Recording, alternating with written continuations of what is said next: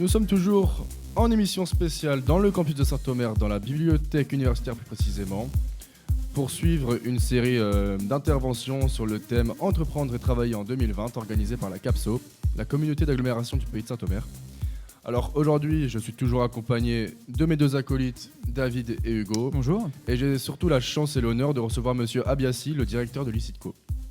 Hugo, je te laisse la main pour...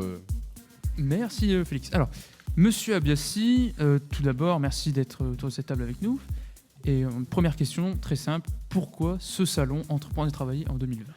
Alors, la question mérite d'être posée parce que sur le territoire, nous avons des établissements d'enseignement supérieur qui appartiennent tous à l'Université du Littoral, l'ICITCO étant une composante.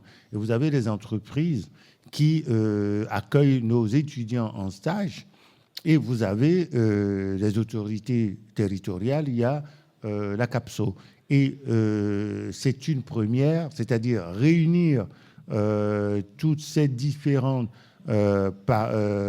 entités le même jour et dialoguer de façon intense sur ce que va devenir le monde du travail en 2020. D'accord.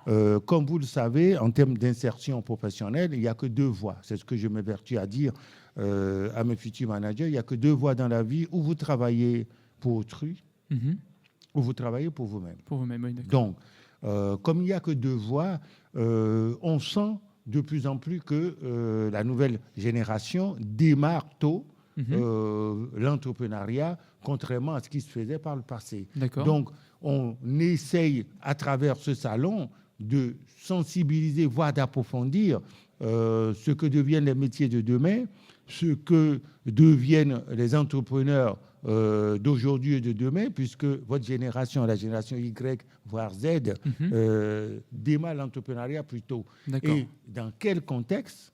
C'est ce qu'on appelle les marqueurs de génération.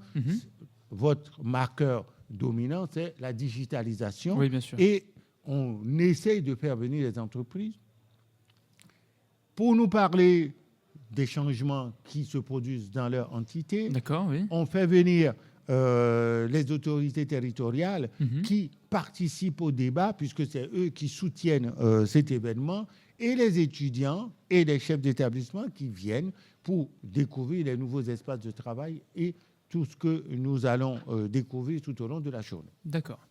Alors justement, par rapport aux résultats que vous attendez donc de ce salon, c'est dans un premier temps du coup sensibiliser sur les métiers de demain les étudiants.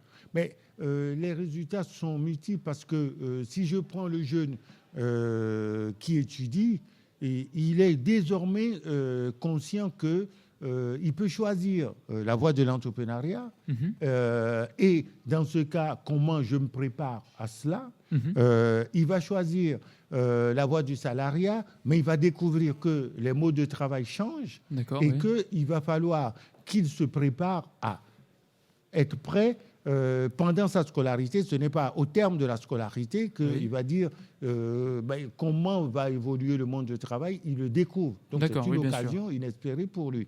Et aux entreprises, c'est à elles de découvrir que la nouvelle génération, elle a changé. J'ai aimé l'image qu'on a vue tout à l'heure. Le manager, il est en face de jeunes qui ont tous des ordinateurs à la main. Vous voyez, donc c'est dire que être chef d'entreprise et ne pas prendre en compte ces paramètres, c'est se retrouver dans une situation où on n'est pas en mesure d'intégrer la nouvelle génération. D'accord. Alors donc, dans ce salon, en fait, quel est le rôle et quel est l'intérêt de la CAPSO ? Parce que c'est la CAPSO qui organise. C'est la CAPSO qui coordonne et soutient l'événement, parce que c'est elle qui réussit à fédérer, rassembler en un seul endroit le même jour, et les établissements, que ce soit secondaire ou supérieur, et les entreprises qui viennent de son territoire, à savoir le pays de la CAPSO. D'accord. Ouais. Alors, on a vu ici, dans le salon, notamment Arc International, le Fab Lab, Manpower. Donc, toutes ces entreprises, en fait, sont ici pour présenter leurs ambitions, d'une certaine manière. Mais si je prends Arc International accueille déjà des étudiants en stage, voire en alternance. Bon, nous, on a certains de nos étudiants qui sont en alternance à Arc International. Vous avez Fab Lab, où on montre aux étudiants le territoire du futur. Donc, toutes ces entreprises sont des entreprises qui accueillent déjà ou qui sont susceptibles de proposer des stages. Donc, elles viennent pour découvrir aussi l'étudiant d'aujourd'hui et l'étudiant de demain. Donc, c'est une rencontre privilégiée qui permet aux étudiants d'aller vers ces entreprises-là. Certains s'y sont intéressés. C'est une réelle opportunité pour l'étudiant d'aller vers l'entreprise, éventuellement.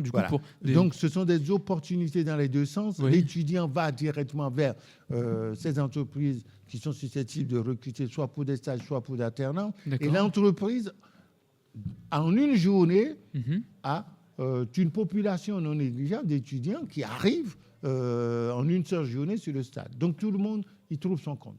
Tout le monde y trouve son compte. Je crois que ce sera le mot de fin. Merci beaucoup, monsieur Abiassi. C'est moi qui vous remercie et je dois saluer l'initiative, à savoir la radio locale et point directeur de l'ICITCO qui a 2 campus, mais je sais que désormais, je viendrai frapper à votre porte. D'accord, merci beaucoup, monsieur Abiassi.